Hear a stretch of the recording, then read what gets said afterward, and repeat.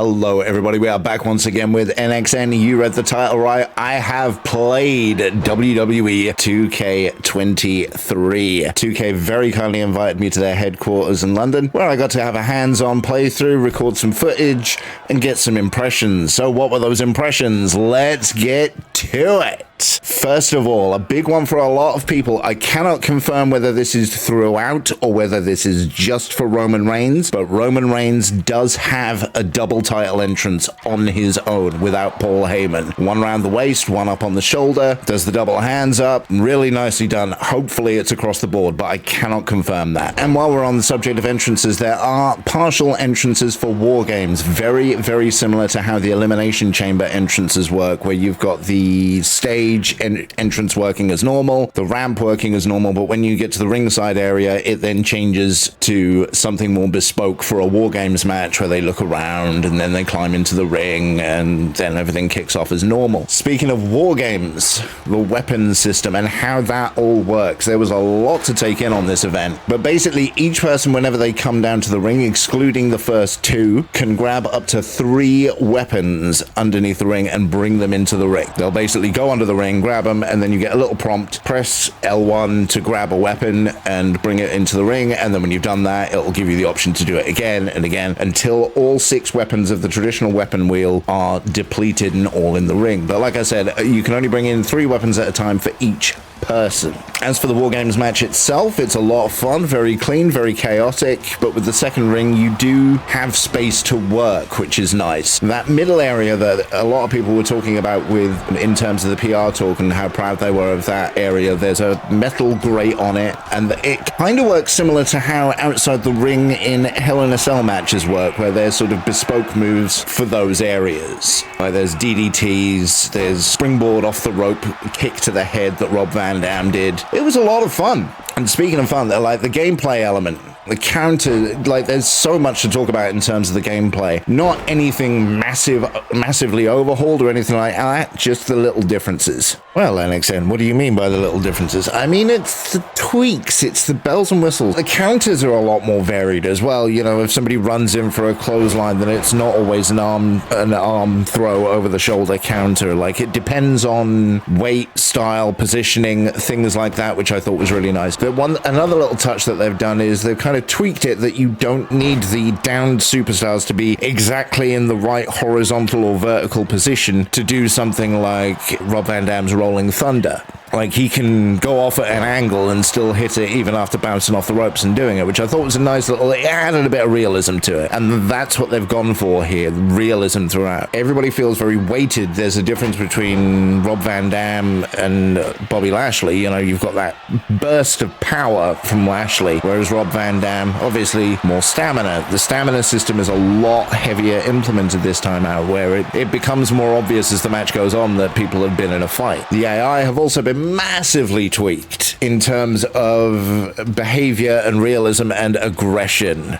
My first match out, I nearly lost, and I wasn't the only one at this event that came away saying the same damn thing. And after playing these games for God knows how many years, that shouldn't happen. But also I noticed that the AI was a lot more willing to play with the furniture in a no DQ match in the showcase mode with Rob Van Dam versus John Cena. John Cena was more than happy to go onto the table and go onto the ring, grab a table, set it up, try and put me through it, which I thought was really cool. Like, that dynamic and use of the AI hadn't really been done before. And there's another little thing that they've added that was really nice, where they implemented it so if somebody is downed near the ropes as the match wears on, they won't just roll and stand up, they'll clamber up the ropes, so you've then got the opponent leaning on the ropes stance for moves and stuff, but it's much more organic that way than having to grab them in a headlock, go for the collar and elbow, go into the drag animation, bring them into the ropes. Like, they would naturally do that, and they'd end up in that position. Same with the corner as well. You'd find them climbing up into the corner and then slumped against it. Those improvements are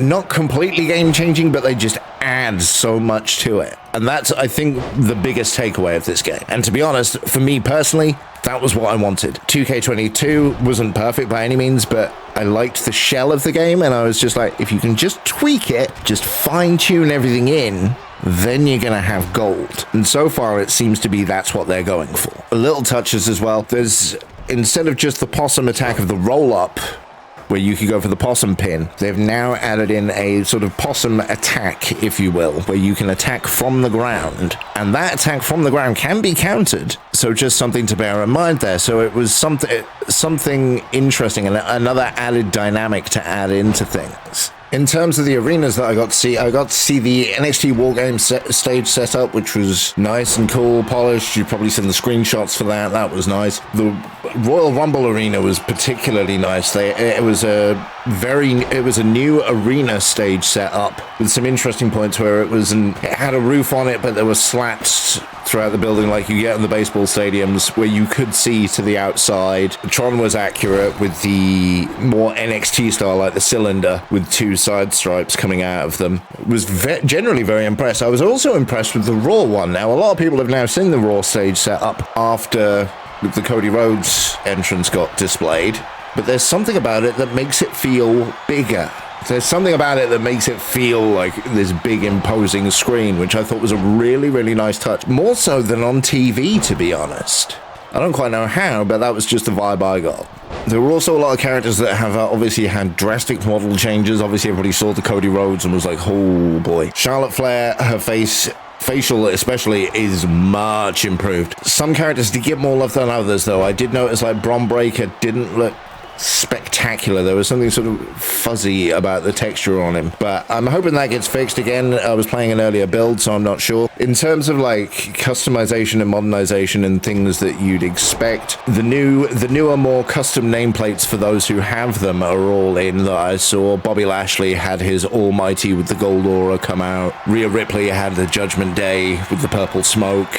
And obviously everybody's seen the American Nightmare style Cody Rhodes one. I will say they didn't do any of the augmented reality stuff that you see on TV with like Judgment Day, where it's like the four robed figures with the swords and stuff. They didn't do any of that. I will also mention that Bobby Lashley's entrance animation was a older animation. It was pre-podium, obviously the fist pumps that he does now, but it was more the arms crossed and then the arms point out as the pyro comes out. It was an older entrance, which I will admit did surprise me, because one of the genuine things that surprised me on this was how up to date it all is. You know, you've got Sami Zayn's honorary Utes t-shirt in the crowd. I'm gonna have to go through the footage and see what I can find in those t-shirts, but yeah, as we all do. But the thing is, with the t-shirts, you can't guarantee that whatever's on those t-shirts will necessarily make it into the game, but we'll see. Another nice little touch was the crowd response to RVD. When Rob Van Dam does his RVD pose, the crowd all stand up, do the pose, and chant along. It was really cool. Becky Lynch is very much in big time mode, the big sunglasses and all the rest of that, which, you know, everything major was in place. Becky Lynch's new model is great. New hairstyle is fantastic. There were very few people that I looked at and went, ooh, they done you wrong. You know, again, Bron Breakker didn't feel right, didn't look right to me for some reason. I can't even say why, but he felt out of place. Everybody else, though, Kofi Kingston, Xavier Woods, Seth freaking Rollins, you know, they all turned up, man. It was an impressive showcase to look at everything. Obviously, in an ideal world, I'd have wanted to look more under the hood. I wanted to have a look at the superstars, you know, the creation settings and stuff like that, but they literally were not in the build I played. Do not forget, by the way, at the same time as this is going live, there will also be 2 full matches going live. There will be a full War Games match and a full one-on-one Bron Breakker versus Cody Rhodes match in the Raw Arena. Unfortunately, there was an issue with the capture where we didn't get audio, but you guys can still have a look through all of that and enjoy some tunage, I'm guessing, probably from OnLap, knowing me. But yeah, I'm going to be wrapping up now. Thank you guys ever so much for watching. If you do have any questions, drop them in the comments. I'll answer if I can, because there's a few things that I'm not allowed to talk about. I can't tell you superstar ratings. I can't tell you the roster. We didn't have the full roster anyway, so that's kind of a moot point. But yeah, thank you guys ever so much for watching, and as always, take care. Adios, amigos. Bye-bye.